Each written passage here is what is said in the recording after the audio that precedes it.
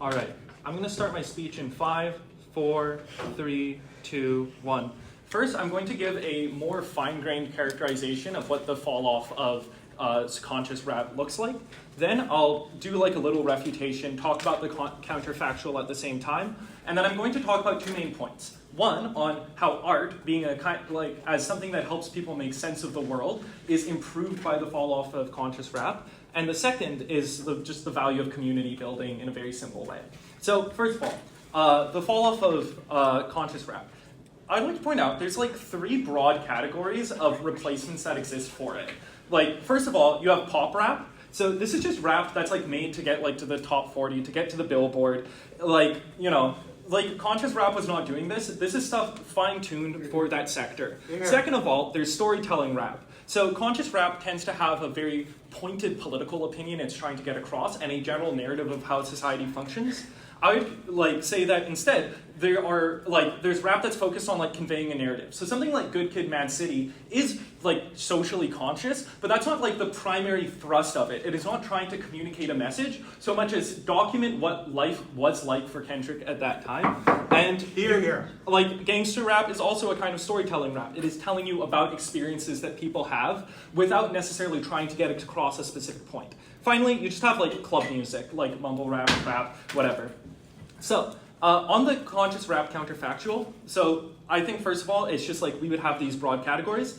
And so I just want to say, opening government needs to show more about why conscious rap would be so successful in comparison to something like pop rap that has been hyper-optimized for the billboards, especially when you have things like NWA concerts being shut down by the police back in the day for fuck the police. If you have music that's directly challenging power structures, why is it going to be as successful? Also, radio just has radio has its own requirements. It's unclear why people are going to necessarily always understand these ideas. A lot of people just put the radio on, don't pay attention to the lyrics. It's just like hey all over again. It's not necessarily going to get you anywhere in terms of actually changing people's minds. So what is important here? So first of all, sense making. So how does conscious rap aid in making sense of the world? So it gives people broad narratives about hegemonic power structures, often drawing from Marxist ideas, even if they're not explicitly based on these ideas. It's not like they're quoting Das Kapital, but drawing on the same general idea. On the other hand, storytelling rap, which is probably the most useful comparative here, is focused on giving people an actual experience of the world. Because most people experience power horizontally. They experience a police officer who abuses their authority over them, a teacher who tells them that they shouldn't try to strive for higher education. They have peer pressure put on them to take on destructive habits, again referencing Good Kid, Mad City, you have to drink, or even just power dynamics that are part and parcel of being in a minority community, but not explicitly racial. So things I guess content warning, being prone to sexual abuse in communities that don't have as clear of a regulation of this kind of thing, or have bad relationships with police. So what's useful here is that so what's valuable here is that this gives people a way to engage with narratives and make sense of the world that does not require them to buy broad political points about how society functions that honestly are very difficult to verify for yourself. Instead, it gives you much more carefully managed packets of this is a common relationship people have with the police. This is a common relationship people have with peer pressure. It doesn't have to be that all of society is structured in such a way as to harm you. You can just say this specific piece of historical legislation is harmful to you. Much more localized sense-making, which comes from storytelling and engages with much more the emotions of the subject and how you personally experience things, give people a way to understand society around them without needing to grab large points. I'd also like to point out that a lot of rappers who do get into these successful positions themselves don't necessarily have reference experiences that are useful anymore. Jay-Z, being a billionaire, is probably not going to have a good description anymore of what it's like to live in a minority community. Or the spread of rap to suburbia. Let's assume that rap does get as popular as it does before. Are a lot of suburban kids going to be able to describe these things as effectively? When you have a variety of movements in the culture that each are focused on describing the work, middle class kids are going to like stray away from socially conscious narratives or actively try to block them. Billionaire artists will actively try to block critiques of power, especially as it relates to wealth. If you're more focused on someone's personal experience of the world, there's less need to try and organize a centralized identity of what rap believes in. This gives people the ability to manage their trauma better so that when they experience oppression in their own lives, they have a set of music, the music they listen to is able to point them in a useful way. It helps them make sense of the world better, which allows for a better political organization because you have a clearer sense of like, oh, this is the exact way that my relationship with the police is bad. You don't need to, you can communicate in a much more soundbitey way where you don't need to explain how the police as a whole function, but just specific relations you have. And it helps you also develop just a culture beyond oppression. It helps you like have a richer view of what it's, POI. So I don't understand why, other than you just saying it, that storytelling, rap, and conscious hip-hop are mutually exclusive categories of music. Why can't conscious hip-hop co-opt storytelling structures? So, like, what I'd say is, like, first of all, conscious hip-hop, like, as a movement, was more focused on having very broad structured approaches to how oppression is related to in society. When you have music that is like just focused on conveying how someone has experienced the world, this is just a meaningfully different genre. Like, this didn't just fall off because like people stopped caring about power and oppression at all and completely excluded this from their music or anything. It's that the way they engaged with power and oppression became much more fine-grained and much more focused on the individual and horizontal experience of the world rather than top-down oppression. So, for the more fun point, why is community building better? Really basic point, pop music, like pop rap, incredibly popular. Club music, incredibly popular. This is a way that people can build community because when you have simple music, you can go dance to it together. And because culture is pretty fractured, it's valuable to have music that is short and listenable to in sound bites so that you can sing and dance to it together quite simply. Conscious rap, being more clearly politicized and also much more complicated in its messaging, is less effective at doing this and also not optimized for the billboard. So why is this good? It's good because one, it builds it builds community between races, like white people listen to it more, and it's fun, and it's just good to have good things for people who are experiencing oppression. It's fun to go to the club. It's fun to have good music. We think that this is a good in and of itself. For all these reasons, proud to oppose.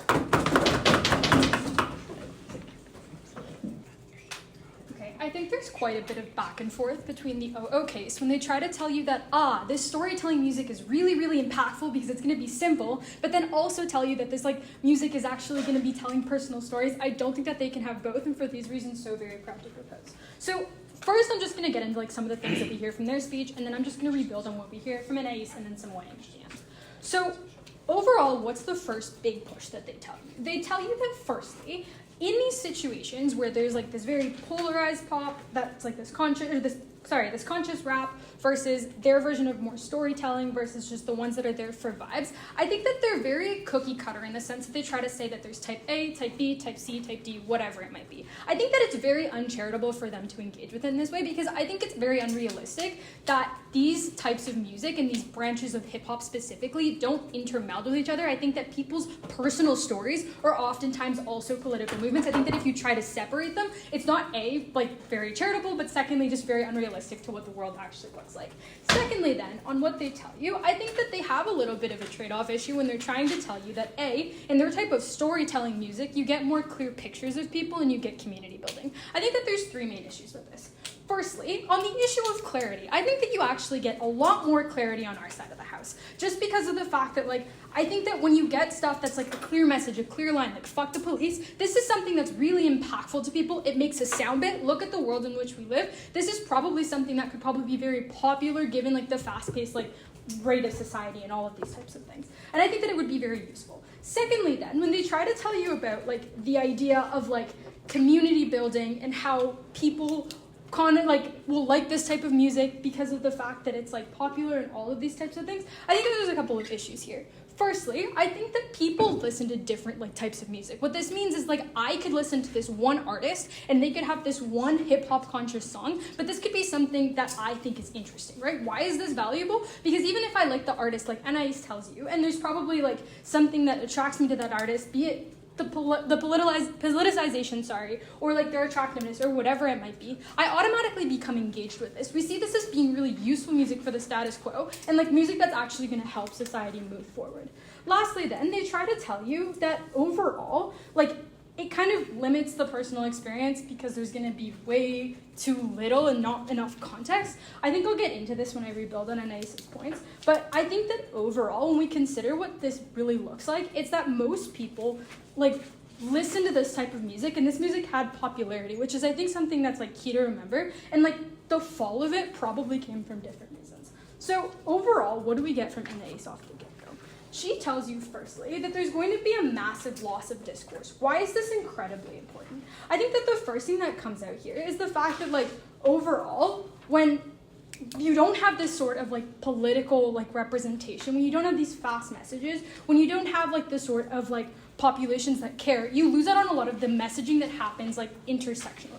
What does this look like? It looks like people from different cultures not having as much access that they would in, like, the comparative. So if they try to tell you that, like, storytelling is going to be very, very impactful because you get full narrative ideas of, like, people's experiences, I think that that's something really hard to buy into. Like, if I'm getting this whole song that describes, like, one person's experience, I'm gonna maybe find it intangible. I'm likely going to be confused in the meaning of the words. It might be in a different language, potentially. It's something that's hard.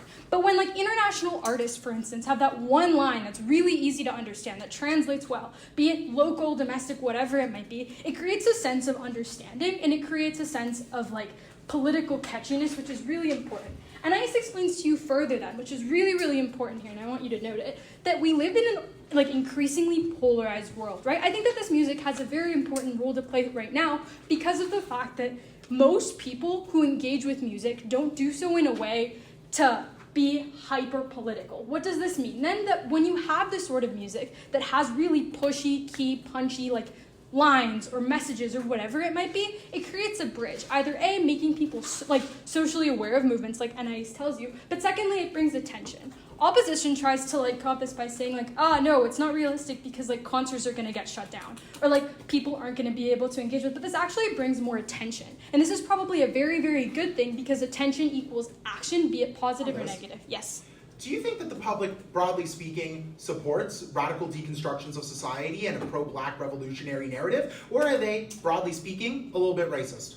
I think that it depends on the person, and I think it depends on the way that they engage with music. Because if I'm a person that's just like, I'll give an example, like, I don't agree with Andrew Tate in any way, shape, or form, but I will watch an Andrew Tate video to see what it's about. I think the same can exist within music, because even if somebody could be quote-unquote racist, or no, completely racist, sorry, and they'll listen to a certain degree of music, like, that's still something that they're engaging with, that's still something that's, like, popular to a degree, and it creates discourse. This discourse is good because A, it either creates a world in which people are, like, going back and forth on stuff, but secondly, it also creates a world in which the people who were not necessarily aware have access to becoming aware. I'll take you in a second. Then the last thing that we hear out of Anais is that this creates a lot of, like, opportunity for people. Why is this incredibly important? I think that opportunity happens in the way that she tells you, yes, A, because of, like, people getting out of situations in poverty. Secondly, because of the aspect of relatability that creates for people when they hear their shared experiences, which are melded with story and with something like this, like conscious rap. But lastly, I think that it creates a world in which opportunity, like, goes past just one community, and it does it in a way that also reminds artists the points in which they came from, right? Like, if I'm an artist that started off doing this type of music and I've fallen away from this type of music, say J-Lo for instance, it reminds me of where my roots are, right? Where I come from, the people that I care about, the thing that maybe made me popular, or an ode to those people because they're the ones that I cared about. This is all incredibly important, and you have to weigh it heavily in this round. So overall, what's, like, the main impacts here? I think that in our case, we get a lot of, like, sure, you might have to, like, cookie cut the way in which, like, you describe the different types of rap, but in hip hop. But I think that in our case, we get a lot more actual, like, change, and it's a regret motion, right? So, like, when we look at it, I think that we get people who are actually able to engage in society in ways that they weren't before, right? There's a space for it in, like, an ever polarizing society, and I think that in addition to that, we get a lot of, like, people who get aspects of community which OO tries to claim. I think that when we get these communities, we get more engagement from people, we get more relatability from people, and I think that this exclusively happens with this type of, like, art and this type of music. Because when you're trying to make stuff mainstream, people don't just listen to that mainstream stuff. There's a lack for this, and I think that that's incredibly important to recognize. So proud to propose. I want to start off by characterizing the state of hip hop in the late 80s, early 90s at the height of at the height of this type of culture. The problem was not that it was just about to hit the zeitgeist of the forefront of pop culture, and then all of a sudden record labels chose to change the sound, and then it lost and died down. Instead, what happened, it was under direct political attack by people across the United States to the point that rap as a subgenre was dying. What is the evidence of this? The first is that a lot of rappers literally started having their lyrics wherein they were criticizing the establishment part of trials that were used against them. This is a current phenomenon, but it started in about the 90s, right? The usage of lyrics in rap was a method that the police used to imprison and search political opportunists within the rap scene who were trying to make a change. The second was that you had a Christian cultural backlash against hip hop, right? They were saying that this is music that is corrupting the youth, that it is not in the interest of children to be able to listen to this. And what happened were two separate things, right? The first was the introduction of parental advisory labels, where you could not sell rap music to children who were under the age of 13 unless their parents was there with them. This meant that younger people could not purchase rap music that they otherwise would have wanted to purchase. The second implication of this was that the radio was now much less likely to play these songs, because when they did, parent groups started calling the owners of that radio station and criticizing this heavily, meaning that the entire genre wasn't getting played because everyone was afraid of possible backlash. What did this mean? It meant that there was less money within it, and there were fewer people who wanted to enter into rap because they were afraid for their financial well-being and, more importantly, their own physical safety. So what changed? The sound changed. People tried to enter into pop music, get to the top of the top 40, and become popular by playing into the sounds that currently exist. What was the implication of this? The first was, you as an artist made shite loads more money. You became wealthier than you have ever become. Drake is a multi-billionaire. Compare this to the wealth of Killer Mike, whose most amount of money that he has is that he owns a couple condos and is a landlord. There are the massive differences at this level. What does this mean? It meant that record labels across the United States now saw rap as money making, and they saw every fucking rapper that they could and gave them a record deal. They were throwing money around like crazy at every single rapper that they could find. You were getting an $1 million cash advance to make 2 albums just off of your mixtape potential alone. The benefit of this was very clear. The first was more people who wanted to become rappers, and all of the benefits that we can say exist from becoming a rapper and there being more music now had the career capacity to do so because there was much more money in that market. It meant that even if you weren't a rapper, but you were a sound engineer, you were a beat producer, you were somebody who did vocals that could be the chorus of any of these songs, there were now more job opportunities for you that previously did not exist. The market for this music expanded dramatically. The second impact of this was more people listened. Why? Well, most people only listen to the radio. They listen to the top 40. The more that black artists were in this space, they went, wow, I think this person's kind of cool. Oh, this album's kind of interesting. Let me learn more because this is something that is novel and interesting to me, right? Look at the amount of people who maybe started off by listening to like Vanilla Ice or something like that, but then became very prominent in listening and enjoying rap. What was the benefit of this? Is that it created a bigger cycle. The more people who were interested in rap and wanted to listen to it, the more money that was in this market, and the more there was investment towards creating new rappers. The implication of this, beyond what I already said, was clear. It's that opening government was correct. There are still conscious rappers, but now they have more listeners than ever before because the government isn't trying to jail them, their concerts aren't being shut down, and because there's more people who listen to rap now than ever have been before because it has been the most popular genre in America for the last 10 years, you make more money making that music than you've ever made before, and you have more people listening to you. So, on all metrics that opening government would have wanted to about the value of conscious rap, opening opposition already wins. So, the next thing that I want to talk about is these ideas that the other types of music are bad, right? They say WAP is a bad song. God forbid a woman talk about her vagina. Ew, ew, ew, that's bad. Here's the problem problem with this argument. The first is, Adam gives you a lot of reasons to believe that this music isn't what opening government characterizes. A lot of this is just fun dance music that people like to listen to, right? Oh, I hate my ex, they were bad to me, right? Oh, I want to have a good night, tonight is the night, let's spend some money, right? None of these things are particularly harmful in the way that opening government says. So because we get a whole host of this and more people who can engage in a culture that they genuinely enjoy and have fun with, this is a good thing for our side. But even if we take that at its best, I would argue that for a subgenre of listeners, that is uniquely empowering music. If you are a dark-skinned black woman who has been told that your appearance is inherently ugly, that you should be ashamed of how you look, that you should want to whiten your appearance, being told that you are a baddie and that you can shake ass and that that is fun is probably uniquely empowering. Closing. So is the margin of the deal though just a follow-on conscious ring? Sorry. Out of Opening? time. Opening? Sorry, no. Opening? No. So, next point. Why is it that this transition from conscious rap into individualistic storytelling rap is better for the exact types of things that government bench wants? Before closing, government says, but this could have been co-opted. Panel, I have access to information that no one else in this round does called the last 40 years. And that says that that didn't fucking happen, right? If you're going to tell me that J. Cole rapping about how the police illegally went into his house and his personal dissatisfaction with that is the same as calling the police pigs and that the police should be abolished, we are not having the same debate and the same discussion because of the difference between a criticism of an entire policing institution and one's bad individualistic experience. But why is that still a good thing? The first reason is that it reaches people. You create a parasocial relationship with that rapper. You care about their inner story. You care about their personal life. You are interested to learn more about them. And as we live in the internet age, you can now learn about their experiences and their political views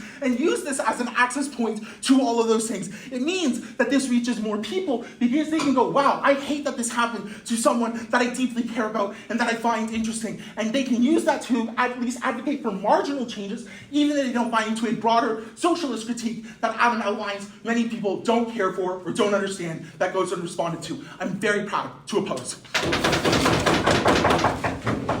Okay. Hi, everyone. Hi.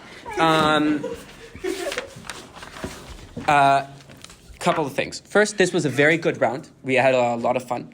Speaks will reflect that.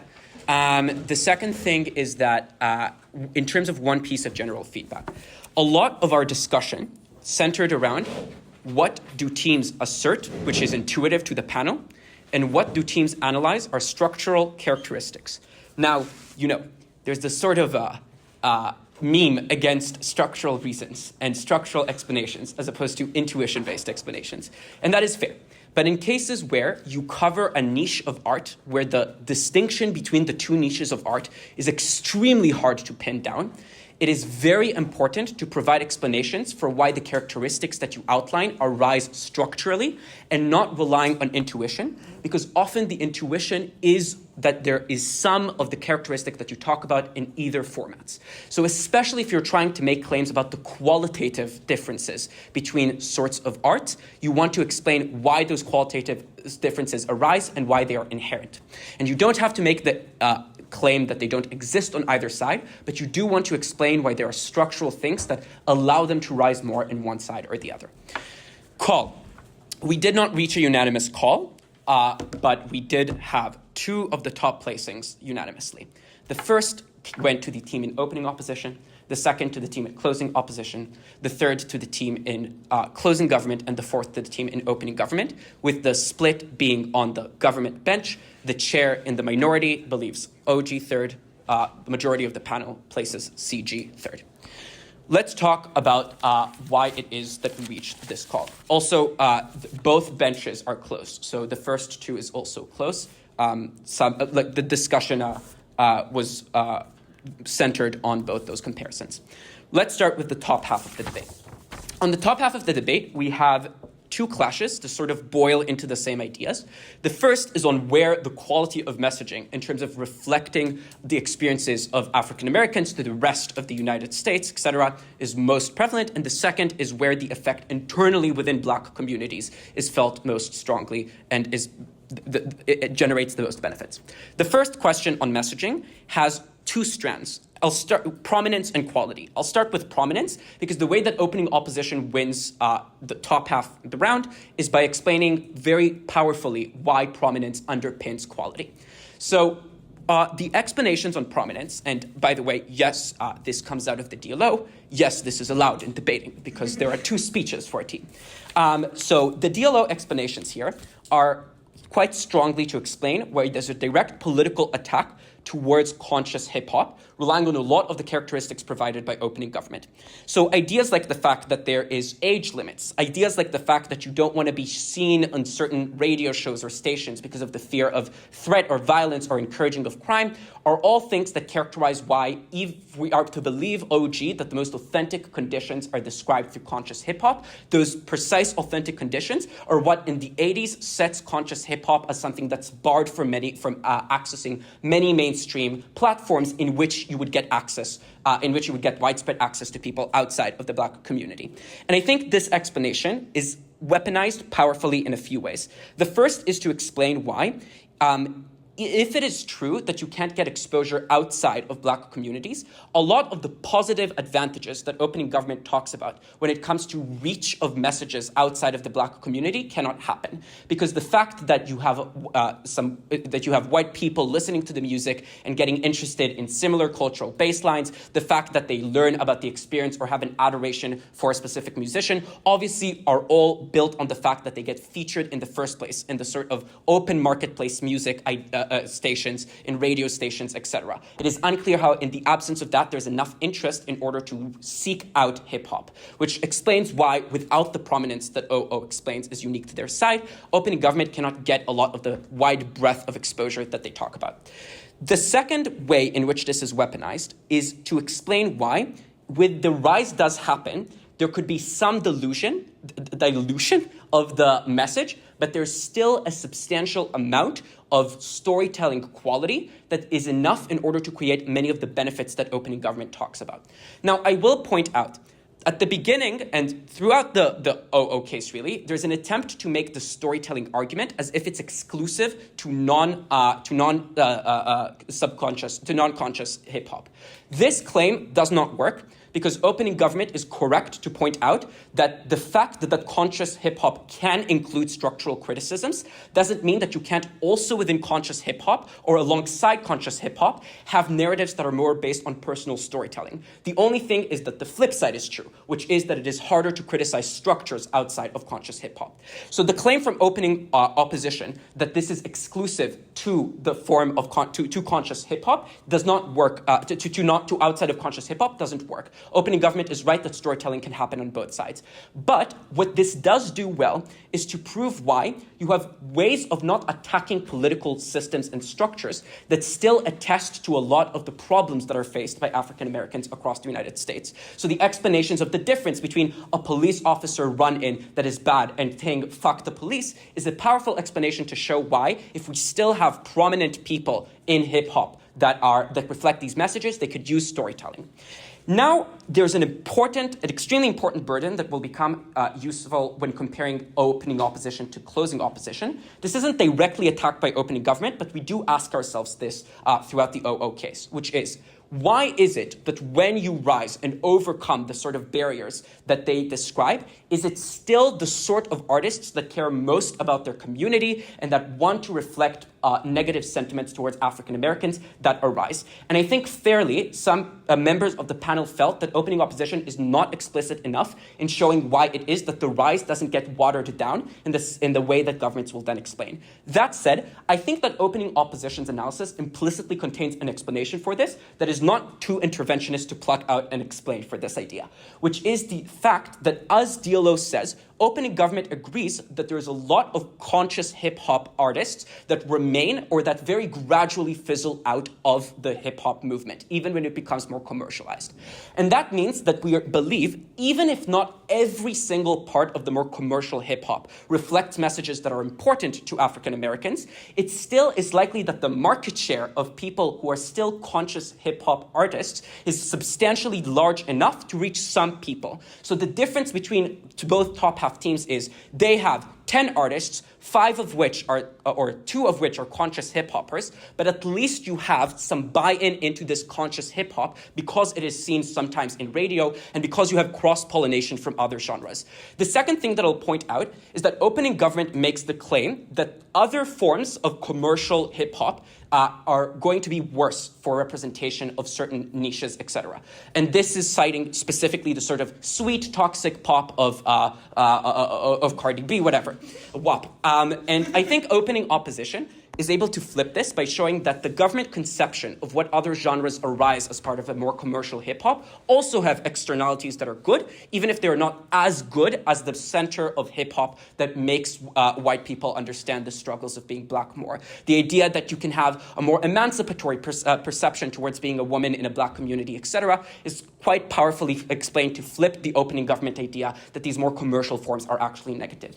That means that at the end of the top half, we agree with opening opposition that the rise to prominence implicates a lot of benefits for exposure to new ideas, both within the community and outside the community to new listeners. The second important clash in top half that gets underpinned by this is the effect on black communities themselves. Here there's a smart claim from opening government to say it's good that the in-community music is glorified because then kids can look up to role models that are musicians and can enter the music industry more as opposed to seeking other things that might be bad for them. Once again, we think this claim is flipped by opening opposition when explaining why, given that you can still maintain some nature that is similar to the community, or you can still maintain some things that are relatable to most African Americans, by being more prominent, by being able to create much wider reach, you actually get those role model effects more strongly on opening opposition's side because it's much easier to worship an artist that's featured everywhere, etc. I will say the first version of this argument, which is more the effect on the community itself of having more popular music is good because you have club music, is indeed uncompelling, as closing government will say, because it is entirely ununique to hip-hop.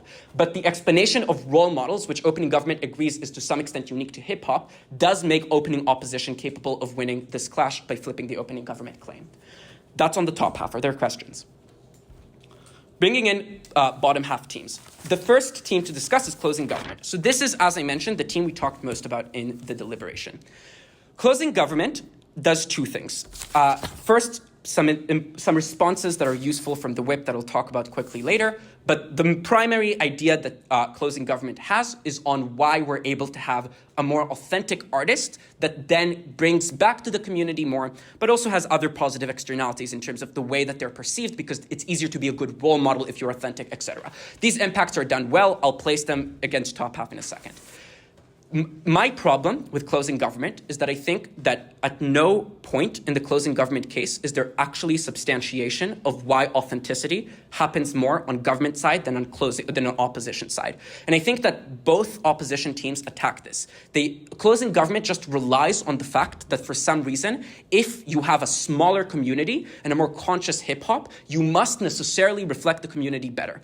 Opening opposition already says that many times you don't reflect this because of the fact that often the people who secure the community are more prominent men who don't talk about women's issues, etc. And then this is elaborated extensively in closing opposition to explain why it is that often you have a sort of cartel that takes over the hip-hop music that isn't reflective. So that side of the comparative is missing, but the flip side is also missing. Like, it's unclear why, given opening opposition's explanations about the fact that there is a significant market share that will still be kept by conscious hip-hop artists, or at least people that are similar to them in the sort of art that they create. Why is it that more popular artists are inauthentic? I don't know. So I think the margin here is quite narrow. I think what we ended up deciding on the panel is that there are some hints at the fact that at reasons for authenticity that, coupled with CG's greater impacting, could reasonably weigh them above opening government. So these hints have to do, for example, with the top of the MG, when it's explained that that greater competition often makes it harder to be authentic because you crowd out artists that only want to be authentic, which I think is reasonable. Again, this is an intuition question. I think it is not substantially explained enough in order to make the case work. I think it is fair to believe that this explanation makes the impact access to some extent, which was the perspective of the rest of the panel. Weighing this against opening government. So I do think, and this was the majority opinion in the panel, is that if CG's extension is credited, it does beat opening government for the reason that CG outlines, which is that opening government is susceptible to the attacks from oppositions about why breadth isn't something that they get within conscious hip-hop and not explaining why it is such a wide market share enough in order to create the cross-pollination and discussion impacts that they talk about. I think that also it is true that opening government's claim on in-community change is susceptible to oppositions more than closing government's claim is. Because as we mentioned, the opening government idea of you need a role model seems to only be based on how many role models you have, which oppositions, or at least OO, is able to prove you have more of on op bench. Closing government makes a better explanation here, which is that the authenticity of the role model matters in their quality to the community and in how much you can see them as someone who represents you, etc. So this explanation is better. So once again, the gov-bench split is simply on whether these impacts that are weighed over OG are proven to the same extent that OG's impacts are.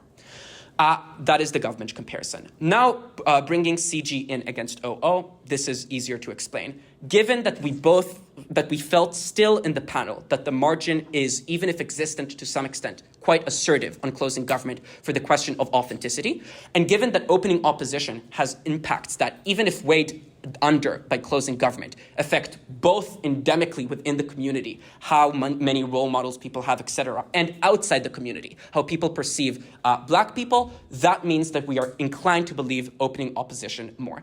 There's a very smart response from closing government in the whip to say that the distinction in opening opposition and the fact that they think that conscious hip-hop means that bleeds into hip-hop to such an extent that you dominate a lot of market share, that the authentic and good artists dominate a lot of market share, is an arbitrary one.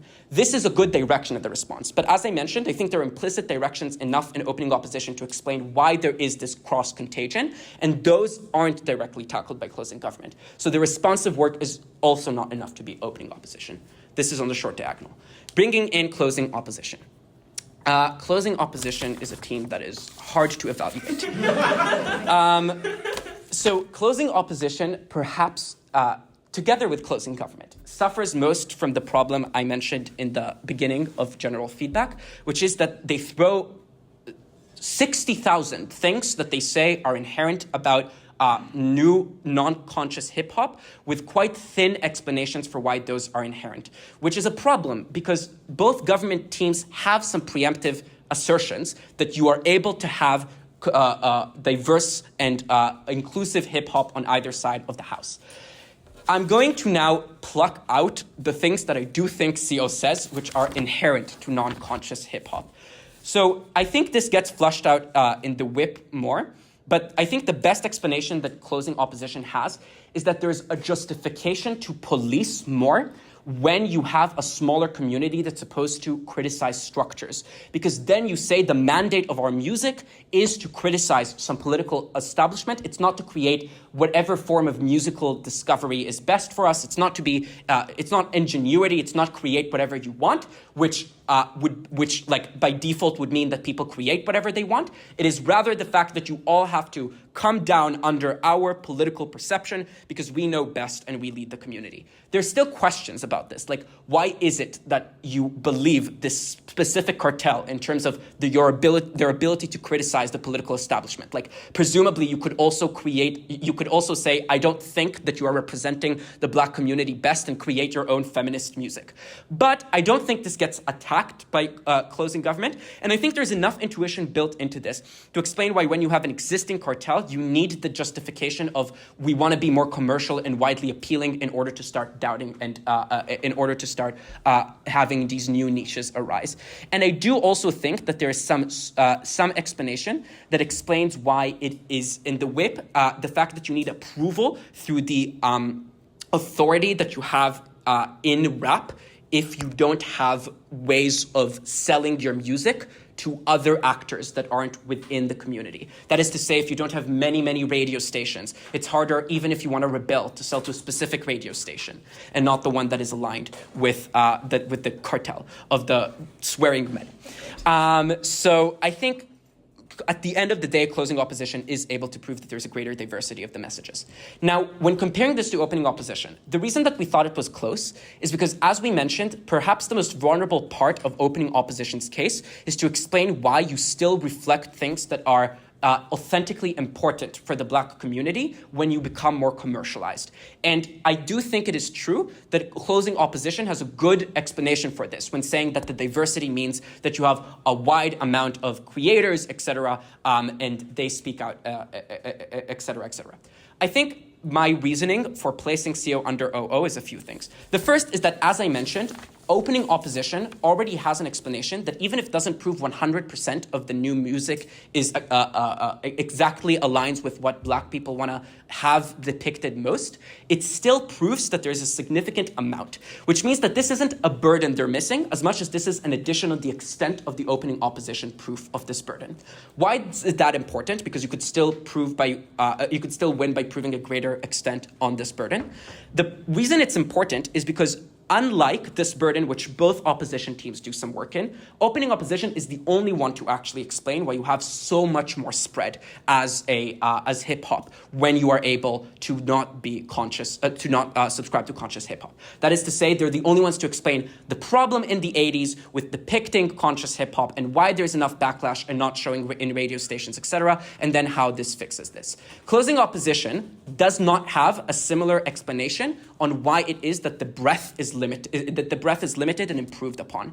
And that is why when they assume this opening opposition characteristic, they're making it so analytically, they're more reliant on OO than OO is reliant on them. Because the fact that you have diverse representations matter on opposition bench insofar as there are people to see them. If it is an unpopular piece of work, as OO explains themselves, you don't get enough role models even within the community itself, not to mention the other impacts that OO has outside of the community. So this burden reliance means that opening opposition is still proving this strand of in-community effects better than closing opposition. Placing closing opposition against the government bench. Relative to closing government, I think the explanation is quite simple. They're both on the same metric. They, in fact, essentially make parallel claims. The reason that closing opposition will beat closing government is because closing opposition has more mechanisms that are structural for why it is that this represents you widely, where compared to closing government's insinuations. They actually flip the one insinuation that closing government has on competition, as I mentioned, by explaining why that means you actually struggle to show, why the fact that you have competition means that you also have more radio stations that are willing to show you, which then means that you also have more of an ability to express yourself as someone that doesn't conform to the status quo hip-hop. Relative to opening government, so I think this is somewhat close, but obviously that would mean you have to accept that OG is over CG. The reason that I think closing opposition will end up taking it over OG in both calls is the fact that opening government's problem of breadth is still one that CO is also able to point out in direct responses, both in the member and in the whip. And I do think that it is a burden that OG is missing and not one that only OO can contest. And I think that then the explanations on diversity within the community from closing opposition do not get similarly taken down by the in-community explanations from opening government, since once again, those don't explain why when you have a diversity of role models, those diversity of role models are bad. It's assertive around the fact that those diversity of role models are in any way less good than the monolithic, which is why I think that at the end of the day, closing opposition engages opening government better than the reverse. That's the call. If you have any questions or want feedback, feel free to ask now.